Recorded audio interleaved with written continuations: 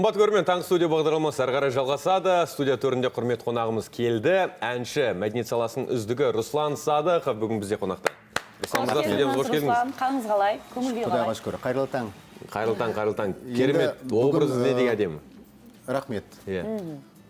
Қанша түсірілімдерден келіп, шын айтайын, ұйықтайтын уақытында болған жоқ. Сіздерге жүгіріп келіп, қазір ұйықтамай келіп отыр. Шалқар радиосынан тағы тікелей эфирге жүгіріп кетуім керек. Қауырт жұмыс дейсіз ғой. Оның үстіне бүгін ауа райы да өзгеріп кетті де, пробка болып жатыр. Ана Нью-Йорк сияқты болып. Онда тез сұхбат жүргізіп. Көп рахмет сізге, ұйқыңызды қиып, ұйықтамай келгеніңізге. Енді айта қойыңызшы, Руслан мырза, барыс жылы келе жатыр. Барыстан бұрын гүл алып келіпсіз. Мен перизат үшін. Қандай Сыр елінің керемет. халқының атынан сізге керемет нәрсе. Таң атпай. Көп рахмет. Міне, көрермен деген осындай болады негізі. Рахмет, Руслан мырза. Қандай керемет. Тамаша. Енді биыл шығармашылығым 20 жылдығы. Осы сахнада жүргеніме, оның үстіне ана шетелден енді осы келіп, қанша концерттерімді беріп, шын айтайын, мен қуаныштымын. Өйткені қанша елдің марапатына қуанышты жаңағы марапатталып жатырмын. Оның да бір еңбегінің бір қайтқаны ғой. Қай елге барып келдіңіз? Таллин, Эстония. Эстония барып келдіңіз? Эстония, Украинасы бар. Тамаша, керемет. Тамаша. Енді өткен жыл емес, енді өтіп бара жатқан жыл, иә? Сіз үшін қандай жыл болды? Мен үшін өте ауыр жыл болды. Алдыңғы жылда өте ауыр болды. Ана пандемиясы бар әлемдік. Мен шығармашылығым үшін өте бір стоп уақыттар болды. Былтырғы, то есть биылғы жыл мен үшін бір через не хочу жұмыс жасауға уақыт болатын болды. Өйткені уақыт күтпейді, ол шығармашылық уақыт күтпейді. Сондықтан жақсы жұмыс жасадым. Шетелдегі достарыммен дуэттерімді жаздым. Өйткені ол кісілер ертең менің шығармашылық концертіме Қазақстанға келу керек. Сондықтан ойлаймын, Тәуекел, сізде сол мен концертіме жүргізуші боласыз деп. Енді оны сөйлесеміз ғой. Тамаша. Между нами. Эфирге тек айтып қойдық бәрін десең. Ал Руслан мырза, айта қойыңызшы, өзің сыр елінің танымал әншілерінің бірісіз. Жоқ, сыр елінің танымалы емес, сыр елінен шыққан. Өйткені менен де танымалы азаматтар бар ғой. Енді дәл қазір айтыңызшы, жалпы сыр елінде осы мәдениет жағынан, өнерпаздар жағынан қолдау қалай болып жатыр? Өте жақсы, өте керемет. Біздің мәдениет басқармасы бар, біздің облыста әкімдік бар. Барлығы жақсы жағынан біздің өнерпаздарды, жалпы өнер адамдарын жақсы мықты қолдап жатыр. Сондықтан жақсы үлкен деңгейде. Өйткені біздің сыр елі, жыр елі деп бекер айтпайды ғой. Сыр алаштың анасы деп елбасы да айтып кетті. Тамаша. Керемет? Енді айтыңызшы, бірталай байқауларға қатысқан әншісіз. Жалпы сіз қандай жанрды жаныңызға жақын тұтасыз? Мен негізі бітіргенім училищеде. Классика жанрын бітіргем, вокал, жеке ән салу. Қазақстанның еңбек сіңірген артисі марқұм Қаракөз апайымды бітірдім. Енді өте қиын ол кісі туралы айту. Кешегі жоғалтып алдым пандемияның уақытында. Одан кейін Астана қаласында, ол уақытта Астана болатын, қазір Нұрсұлтан қаласындағы қазіргі Шабыт өнер университеті, біздің уақытта музыка академиясы болатын, сонда эстрада жазай факультетін бітіргем. Менің педагогтарым Карабейникова, одан кейін Лариса Александровна Долина, сол кісілер. Педагогтарым. Менің енді қазіргі орындап жүрген әндерінің барлығы өзімнің халық әндері репертуарынан қалдырмаймын. Жаңа жанрда. Өйткені менің орындаумдағы әндер алдағы болашақ ұрпаққа қалу керек қой. Ал одан бөлек мен жақсы композиторлармен, жаңа жас композиторлармен жұмыс жасап жатырмын. Сондықтан мен репертуарым баю үстінде. Өйткені халыққа жаңа дүние ұсыну керек. Мен енді жас емеспін ғой. Сондықтан өзімнің артына келе жатқан жастардан да қалмауым керек. Сондықтан время требует работы дейді ғой.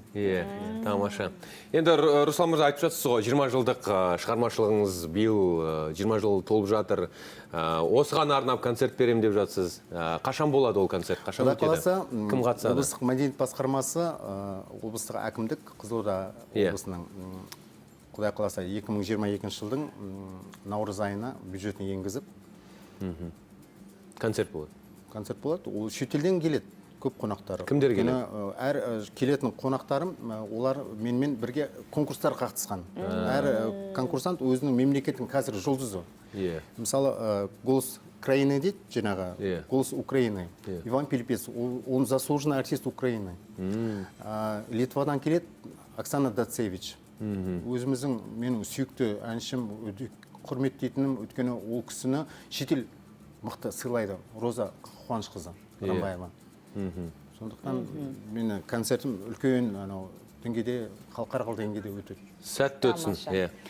Енді қазір еліміздегі шоу-бизнес мәдениеті өте дамып жатыр күннен күнге. Жалпы өзіңіз қандай жас әншілерді тыңдайсыз? Мен сізге өтірік айтпай қойын. Өтірік айтпаңыз. Бұл жақта өтірік айтуға болмайды. Қазақстан эстрадасының әншілерін көп тыңдай бермейді екенмін. Сосын мойындайтындарым аз. Кімді мойындайсыз ал Кімді жарайды? мойындайсыз? Аз болса да. Менде Советский Союздан қалған әншілерді мойындаймын. Жастарға мен сәттілік тілеймін, өйткені оларда қазір мүмкіндік көп қой. Әлеуметтік желі бар, тез шығуға. Біздің уақытымызда бабинамыз құшақтап, аранжировка жаздырып, қазіргідей тегін бір студиялар жоқ, сол еңбектенетіміз. Бізде советский тәрбие қалды, сондықтан мен ойлаймын, все-таки еңбек ету керек. Анау 3D концерт деп халықты өтірік алдап, жаңағы төбеден түсе салып, концерт беру қызық емес. Мен бір сұрақ бар өзімнің. Неге осы байқауға қатысатын әншілерден гөрі байқауға қатыспай жай ғана ән жазып, клип түсіріп жүрген топ әншілер халыққа кеңінен танымалды, ал шын талантымен... Мен сізге бір нәрсе айтайын. Мен 2002 жылы Славянский базар дейді ғой, Витебске. Сол халықаралық конкурсында мен алғашқа қарлығаш болып мен бардым. Сол Восток дейді ғой, шығыстан жалпы мұсылман ретінде мен бірінші барып есігін ашып, олар мені ат қойып қойған первая ласточка деп, с Азии деп.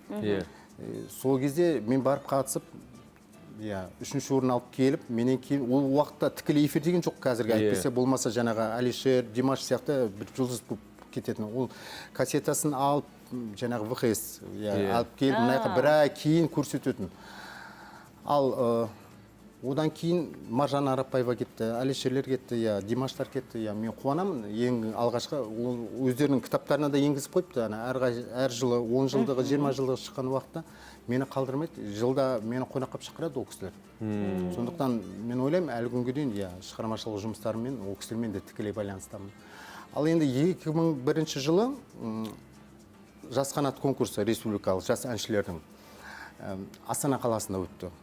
Сонда Жанар Дұғалова, жаңа Асқар Жүнісбеков бәріміз қатысып, Жанар бірінші орын алып, мен екінші орын алып, Нұрболат деген досым үшінші орын алып, Асқар орын аламай, оны жұбатып біз, бір сахнада прям әдемі болды. Ол кезде маған бір керемет бір вдохновление дейді ғой, жаңағы дүние болды, бір шабыт берді маған. Содан кейін таза профессионалдық деңгейде жұмыс жасауыма. Түсінікті. Енді кейін 2004 жылы Эстония қаласында Таллинде Эду халықаралық конкурсы, 2005 жылы Украина халықаралық Крымская волна. Енді жылдан жылға конкурсқа қатысып келіп, өзімнің уақытымда, алатын уақытымда бәрін алып, соны мүмкін үкімет оны байқағанда шығар. 2014 жылы Қазақстан Республикасы мәдениет министрлігі Қазақстан Республикасы мәдениет саласының үздігі төсбелгісімен марапаттады. Содан тағы да одан сайын жұмыс жасау керек қой.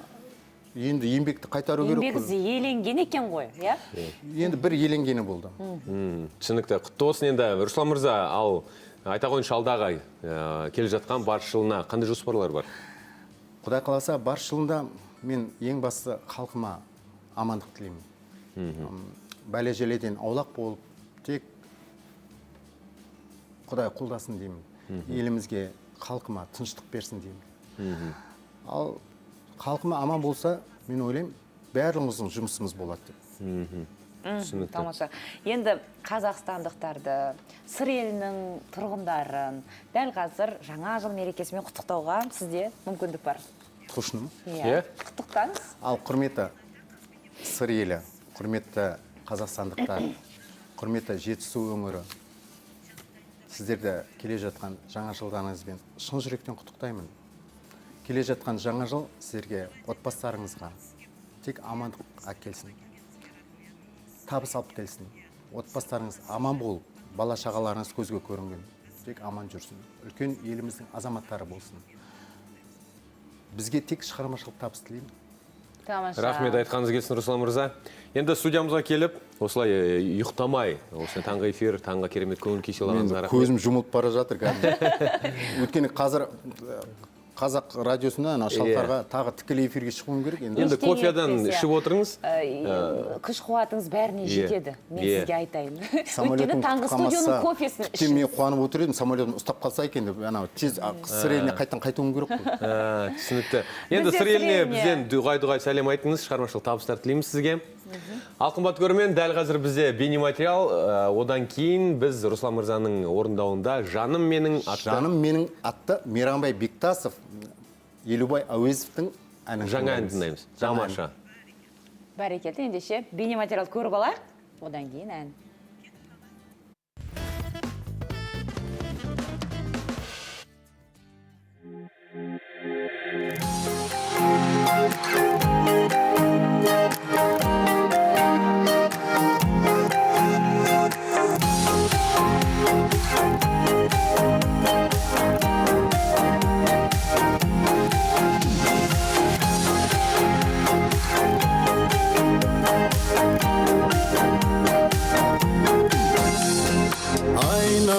Қой айдын ғашағын көлем, тағдырыма кезіккен бағым бедің.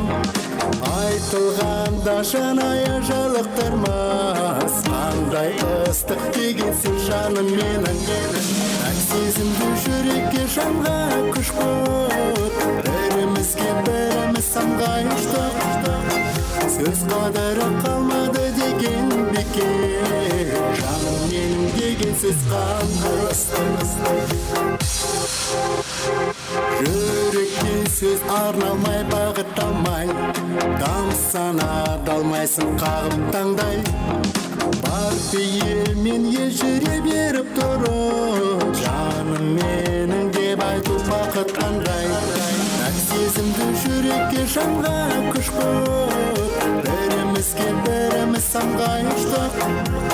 Сөз қадірі қалмады деген бекер, жаным менің деген сөз қандай ыстық.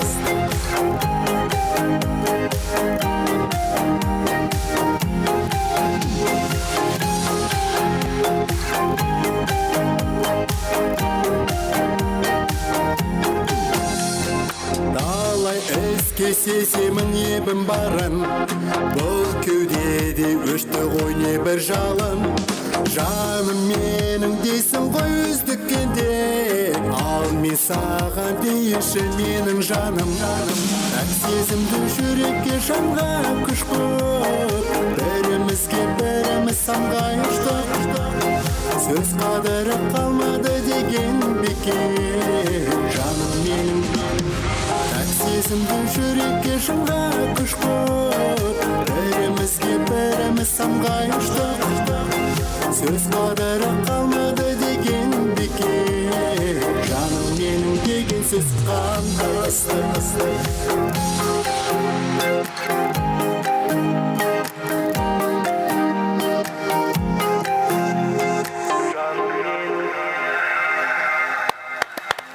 Таңғы студияда Руслан Садақов. Көп рахмет. Олай болса, қымбат көрермен, біз ары қарай жалғастырамыз. Біздің арнамызда жарнама, одан кейін қайтадан қауышамыз сіздермен.